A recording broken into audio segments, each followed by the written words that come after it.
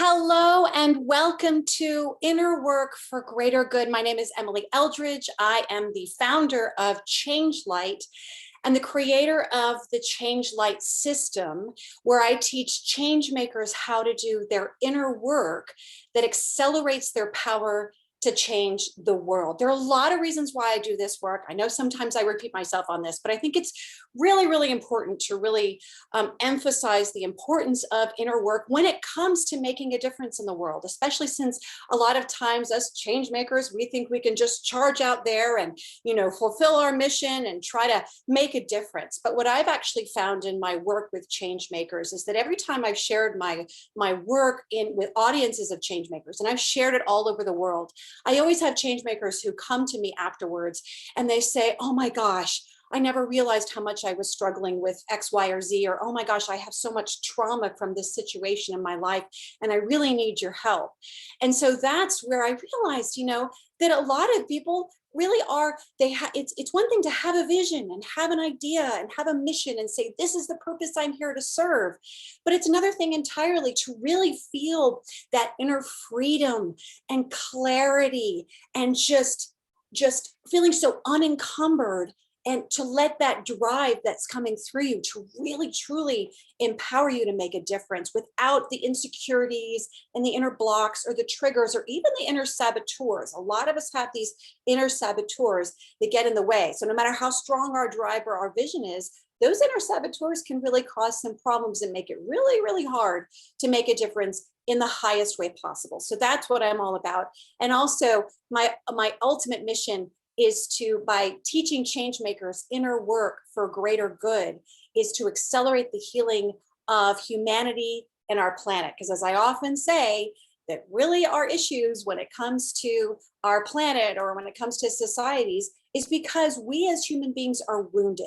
And then we project those wounds outwards and, with our defenses and all kinds of things. And so that's where it's about as we do the inner work, and especially those of us who are change makers, who are driven to make a positive difference in the world, especially us. It's really important that we are as whole and as healthy and as free and empowered and as light as possible from the inside in order to truly affect that change, in order to, as is often said, be that change we wish to see in the world. And that's partly where my name, the company name comes from, ChangeLight, to be the light of change that our world so desperately needs. So that's what I'm all about here. And I'm so glad you're here and excited that you're here for another episode, because right now we're in a series. Actually, before I do that, I'm just going to show you, here's my website. I always like to show this. I have a course, I have a community, I have a VIP coaching program. I speak professionally, as you can see. I've been seen at places all over the world, World Merit, United Nations, UK Parliament, TEDx. I've done 2 TEDx's actually, one of which was the first TEDx in a prison. I've spent quite a bit of time working with prisoners, with inmates. And so actually the work that I teach is, a lot of it has been taught to inmates. So it's kind of fun stuff. And I really love working with inmates, quite frankly, as well as change makers. And actually there are a lot of inmates that are change makers in their own ways. You'd be surprised. So anyway, ChangeLight, inner work for greater good. In this series, I've been discussing what I call inner exPowers. So the ChangeLight system is all about clearing out your inner struggles, bringing forward your innate inner powers and honoring those.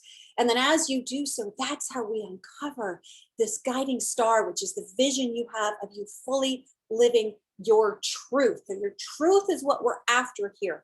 You have a truth, I have a truth. We all have a truth that we were born to live. And so that's really what the ChangeLight system is about. It's a very simple approach for clearing out all the muck that gets in the way and bringing forth those powers so that you can fully and completely live your truth, actualize your truth.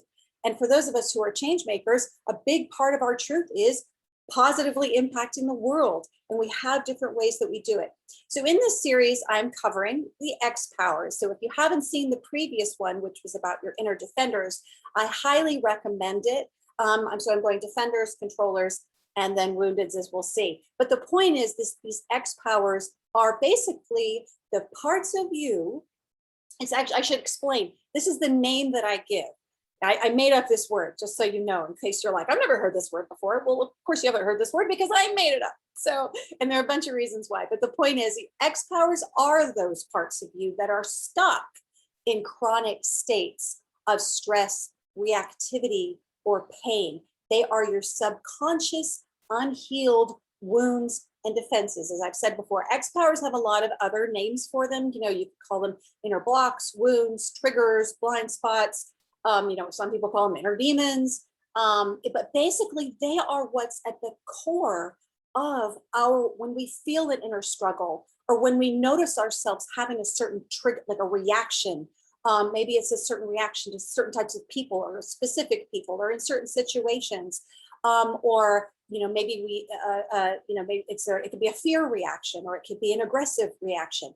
The point is that these are the things that basically are controlling us in our subconscious. And sometimes we're even conscious of them. But the point is, they are what's working in the background. They're like the, my mother likes to say that they're sort of like you see the desktop on a computer, but really, you know, the files and folders you see on the desktop are not really the workings of the computer. They're just what we're seeing. And so these exPowers are the parts that make up sometimes the stuff that's going on inside that we may not see. And yet, as we're working with our computer, we run into issues, you know, it glitches out, or it goes a lot slower than we like it to, or it keeps shutting down in weird ways.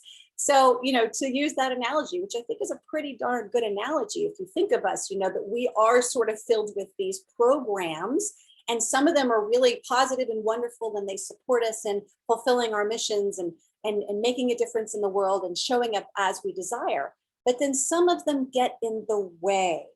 And that's what these exPowers are. I call them exPowers because they feel like they work against your power. They feel like they work against really who you are here to be, what you are here to do, and make it hard to fulfill that mission that you have as a change maker.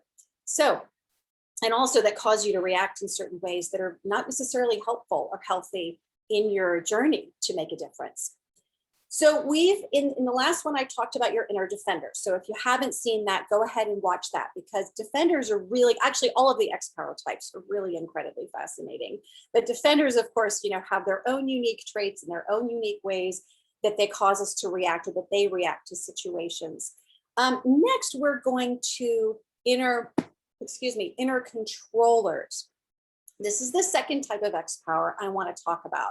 And they're quite different from defenders, but here's what we're going to talk about when it comes to controllers. So controllers are, so what are your inner controllers? What are they trying to do? And why should we heal them? I often say, you might be kind of like, well, why wouldn't I want to heal my inner controllers? But I find that this is a good question to ask, because it helps us really recognize how they really do impact us in ways that we don't know, but also how our exPowers have certain hidden wonderful blessings about them, that when we heal them, we reveal those blessings and those really cool powers that we have. So what are inner controllers? So inner controllers they come across in a lot of different ways, whereas defenders come across mostly in like 3 different ways. Controllers can come across in a lot of different ways, and here are just some of them. So your very typical controller is critical, attacking, blaming, or shaming, some way or another, putting you down or putting another part of you down. And mind you, I want to reinforce, this is what's going on inside, okay? There are plenty of people who we see who behave this way on the outside. And you might be like, oh, I know a controller. True, absolutely. And they probably have some controller energies in them, exPowers in them. But really, we're talking about what's going on inside of you, what's going on inside of other people, which may or may not be expressed on the outside. And that's one of the interesting things about these inner dynamics and how we tend to struggle with them and how we tend to try to deal with them, not always in healthy ways. So they could, one type of controller is critical, attacking, blaming, and shaming. This is your classic controller, which is an inner critic. So when people talk about an inner critic, I would say 99% of the time, that's an inner controller. Occasionally, it can be another type of exPower, but there's a reason why that other exPower type can act this way, but that's really not what its sort of foundational thing is all about. So critical, attacking, blaming, shaming. Also pushy and pressuring. So it might be like a part of you that's pushing you to succeed, or pushing you to take a certain action, or pushing you to be a certain way or act a certain way, or pressuring you in ways. The other sort of type that's sort of, the point is like a controller can be both either pushy or pressuring, or it can be suppressive and oppressive. So if you think about it energetically, it's like a controller can be like pushing you or pushing a part of you, trying to get you to be a certain way or do a certain thing. But at the same time, there can also be controllers that are actually trying to suppress you and oppress you and stop you from doing things and try to make you small, and that they can use criticism and shaming and blaming in different ways. So you may notice actually these two different types of inner controllers in you. You may be like, oh, I definitely have an inner controller that's telling me that I'm worthless and that I've never amounted to anything and that I'm a failure and I'm never going to accomplish anything in my life, and that I should just give up now. And I would say that's more of a suppressive, oppressive type of inner controller.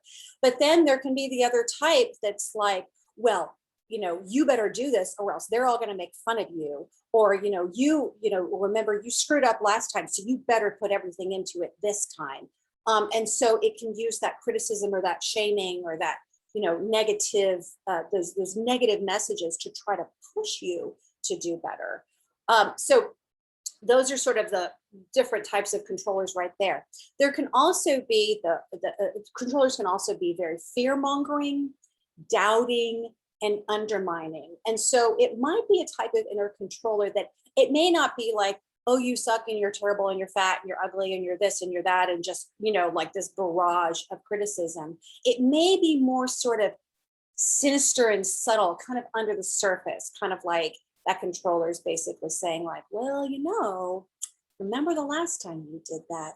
I don't know. They didn't like it that much. So, you better not bother. Or it might be a message of like, well, in other words, it could be this voice. And the reason why I can even use this voice is because I've had those controllers inside of me before where they were basically like, I don't know, and so it's not sort of saying, you're terrible and awful. It's more just trying to undermine your sense of confidence in yourself, in your ability to do something or achieve a certain thing or come across a certain way. And so that's another type of inner controller. Those can be like they can be really subtle. Like sometimes I've done so much healing of my own, inner exPowers, but, I still sometimes will have an exPower that pops up. And sometimes that can be one of them where it's just this very subtle little voice that's like, I don't know. So finally, the final type of controller can be very diverting and distracting. And so when I work with my clients, part of what I do, and I'll talk about the drawing out process, but part of that drawing out process is I actually talk to these inner exPowers and I find out what's really going on with them. That's how I even learned any of this stuff, is through my work and through working with people. And it was really the exPowers that taught me the truth about themselves. And so I've worked with exPowers where I will say, well, why do you feel the need to, make that person super, super busy, or get them, whatever, just like sort of make them really busy and avoiding their own emotions. And they'll say, well, because I'm trying to distract them from how they feel, because I don't want them to feel bad. And so I'm trying to keep them from doing that.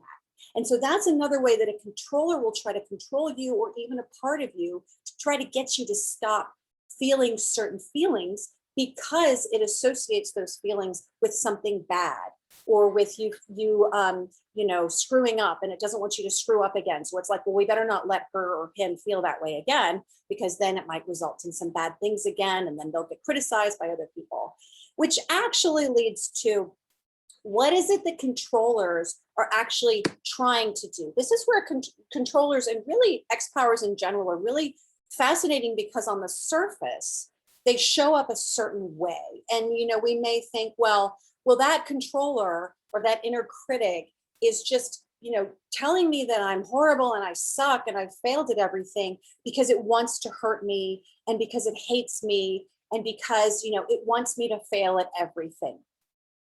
That's and that's the interesting thing. And that's actually one of the biggest, most eye-opening things for me when it came to learning the truth about my own inner X powers as I developed all this work, as I developed the ChangeLight system.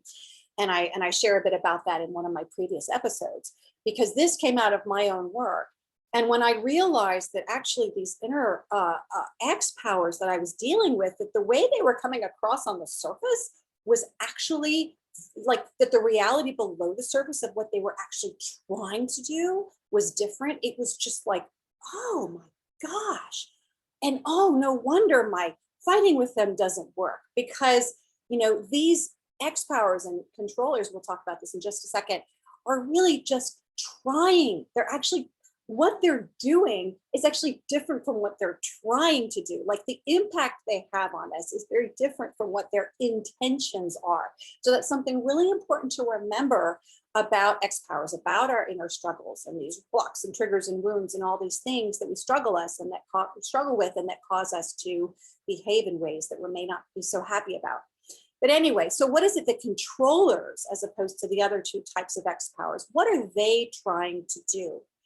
Well, for one thing, some controllers are trying to keep you small so that you won't risk getting criticized and hurt. So remember, I described that controller type that was very critical and shaming and suppressive and oppressive. It's trying to keep you small because it's afraid that if you actually, expand or shine your light, or you're big in the world, or you really show up fully as yourself, that someone's going to criticize you. Someone's going to attack you. Someone's going to undermine you. Someone's going to tear you down. Someone's going to find something wrong with you. And then what's going to happen? You're going to feel hurt. And so that's what controllers are ultimately trying to protect us from, is pain. Just like defenders were, if you watch the previous episode. Defenders are also trying to protect us from pain in some way or another. This is how controllers try to protect us from pain. So while defenders are all about pushing the pain away or trying to block that pain, or even internally block us from our own pain, controllers are all about trying to change or mitigate, or change that source of pain, or change us so that we won't experience that pain again. So it's like defenders are blocking, and controllers are all about trying to change us, or a part of us, so that we won't get hurt again. So classic inner critic that tells you you're not good enough and basically you should give up right now and tries to make you feel small. That is what a controller is trying to do, is they're actually trying to prevent you from risking getting criticized and hurt. Why? Because they've seen you criticized and hurt again, and they don't want that. They don't want you to hurt. So another thing that controllers are trying to do is to push you to feel stronger and succeed, so that you won't feel mediocre, embarrassed, and or rejected. So that other type of controller that's all about pushing, and you need to do this, and you need to achieve this thing, and you need to prove yourself, or you got to prove all them wrong, or just any type of inner controller that's actually pushing us, that's trying to get us to be bigger, let's say, we're trying to get us to do more.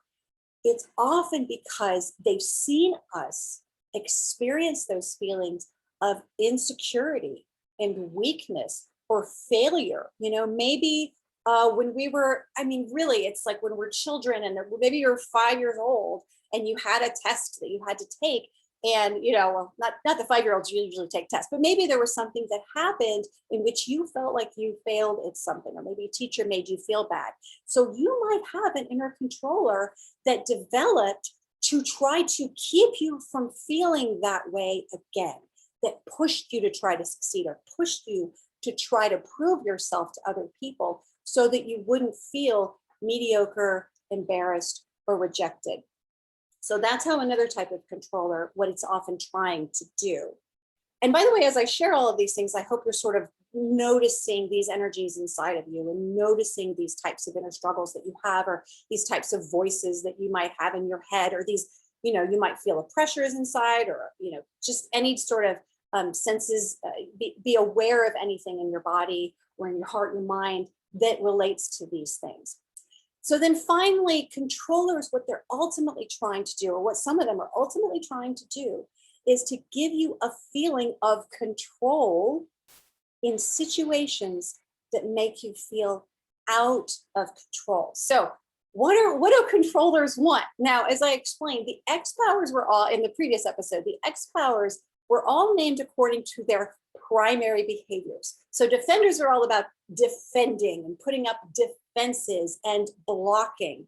Controllers, the other direction, control, change, manipulate, move around, whatever it is, mitigate. So that's what controllers are trying to do, because what they like is control. What they're all about is trying to control and get things to be a certain way, or get you to be a certain way, again, because they're trying to protect you from getting criticized or feeling embarrassed or feeling out of control.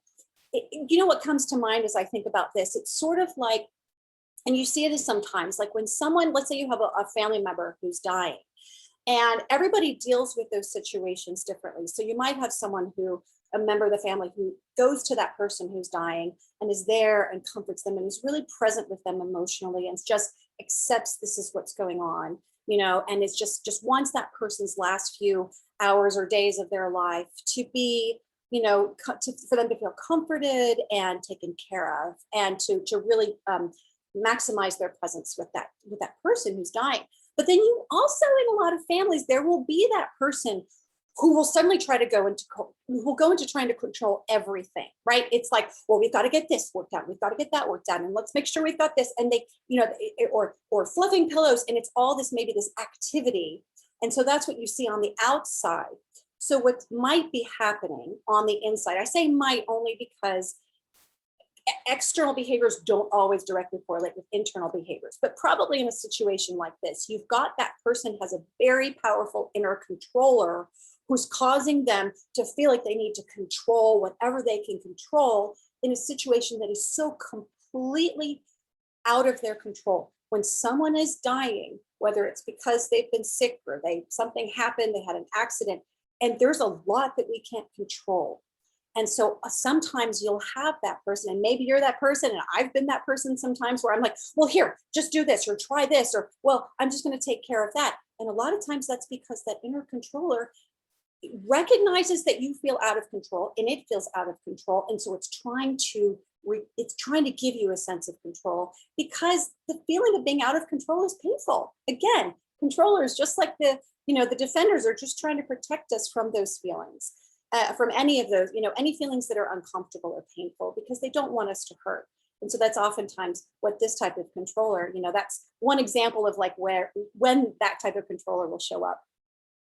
So finally, why heal your inner controllers? Well, quite frankly, quite obviously, because they make you feel bad, right?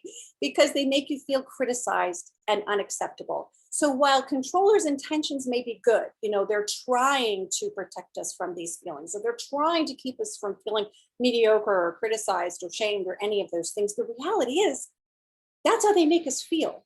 And that's what's also very interesting about exPowers is that, and actually controllers in particular, is it's very counterintuitive. It's like, here they are acting one way. And then when I talk to a person's inner controller, and they'll say, well, I just don't want her to feel hurt or criticized. And I'll say, well, that's really interesting. I'll say this to the controller when I do the drawing out process. I'll say, it's kind of interesting, because actually what I'm hearing from her is that what you're doing and saying is actually making her feel criticized. And so then that controller, that exPower, will have this like sudden awakening and be like, oh my gosh, I had no idea. Oh no, I'm so sorry, I didn't realize that. So it's this interesting thing where exPowers and controllers, I think especially, will have certain behaviors that they've done for so long because at some point it was protecting you. That behavior, that trying to tamp you down, may have been protecting you in a very critical environment, but they don't realize that actually their methods are now backfiring. That rather than protecting you from criticism, they're actually making you feel criticized. They're making you feel small. They're making you feel mediocre. They're making you feel not good enough. They're making you feel out of control because they're trying to control everything. So in a way, they're like controlling you, which can make you feel like you're out of control, like this part of you is just taken over. So notice how it's like it's this wonderful paradox. Well, not wonderful because it can be really painful, but I just think it's really fascinating. And it's a really important paradox to recognize, because if you've got these parts of you that you notice and you know that they're causing you pain and they're causing you to behave certain ways or feel certain ways, or they're doing certain things to you or parts of you, like that inner critic, to understand that if their intentions are different from their impact, that this is why one of the big reasons why it's so important. We've got to heal them because their methods aren't working. They're actually causing you to feel criticized and unacceptable. Also, they make you feel like you're never enough. As I mentioned, they can actually make you feel small. The ones that are trying to push you to succeed and make a difference or prove yourself, ultimately, the pushing can be so extreme, and a lot of times they can be very critical and shaming to try to get you to do more, that ultimately you end up feeling worse. You don't feel like a success. You feel like a failure because you feel like you've never met the expectations or the pressures of that controller. And I can't tell you how many people I've worked with who are so successful. And if you saw them on the outside, you'd be like, wow, this person's amazing. And look at what a difference they make. And look at how they're running this company or this foundation or what have you. And they're just so amazing and they have it so together. But when I work with them and we discover oftentimes there can be an inner controller in there that's pushing them to do all of this stuff. And they will tell me, it doesn't matter how much I do. It doesn't matter how much I succeed. It doesn't matter how many awards I get. I still feel like a failure. I still feel like I've never done enough. And a lot of times it's because they've got that inner controller that keeps reinforcing that message for them. They make you feel unsafe in your own skin. I described how that controller can end up controlling us and taking control over us or causing us to feel worse about ourselves. And so that's ultimately, when it comes to my work and what I found when it comes to exPowers is that exPowers form as a result of any sense of unsafety that we've experienced in our lives. So if we have this moment where we feel unsafe, almost always, or I don't need to play odds here, but the point is that a part of us forms that carries that sense of unsafety. And so that's what it's about, is that when we have these exPowers, then we feel unsafe in our own skin. So that's why it's absolutely vital to heal these parts so that we can feel stronger and more empowered in every situation and not as easily triggered and not as easily wounded. As I often say, no one can punch your buttons unless you have the buttons to punch. So these buttons are these exPowers. So we heal the exPowers, we clear those buttons, you feel stronger and amazing. And of course, as change makers, then we can make a bigger difference in the world. Finally, they hold immense untapped inner power. I think this is one of my biggest messages, is that those things that we're struggling with inside of us that we think are bad or weak or shameful or dark or things that we need to reject or that we're scared of, but we don't know what to do with. The truth is, one of the big reasons why I call them exPowers is because they are former parts of our power. And this is what I've discovered through my work, which is the drawing out process is the main technique that I do. What happens is we draw out that part, meaning I have the person literally draw out that part of them, and then I have a conversation with it and we find out what exactly is going on. Why is that part of them behaving that way, thinking that way, feeling that way? And so then take it through the rest of the program so it transforms. So within 2 hours, really, or less, 2-3 hours or less, we can permanently heal that inner critic.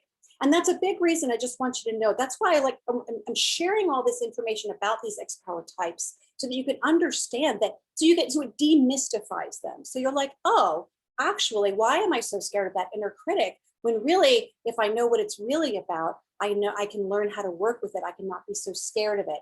And so the drawing out process is that process that I developed that permanently, and I mean it, permanently transforms, for example, that inner controller, that inner critic, back to its original essence, back to its emPower essence. We'll be talking about emPowers in later episodes, but it transforms it so that rather than working against your power, it works for you. So when I talk about transforming an inner critic, And it literally, like, I can't tell you how many controllers I've talked to and done the drawing out process where they literally transform from being this critical and shameful and, that's terrible, and, you're terrible and you're screwing up, to then when they realize that what they're doing actually isn't working after all, they turn into these just magical cheerleaders. And instead of shaming and blaming and criticizing or any of that, they're like, you're awesome, you're great.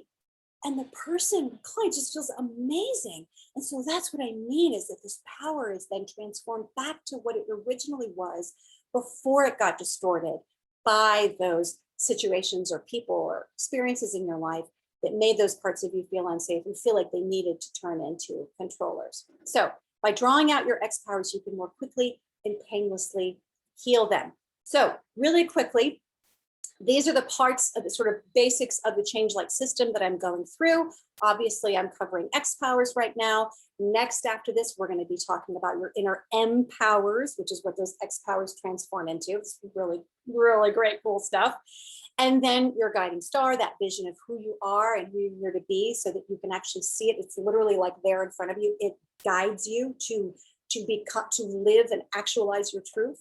And then finally, your truth, which is the treasure that we are after here, which is what I'm all about, is getting people tuned into their truth, living their truth, actualizing their truth.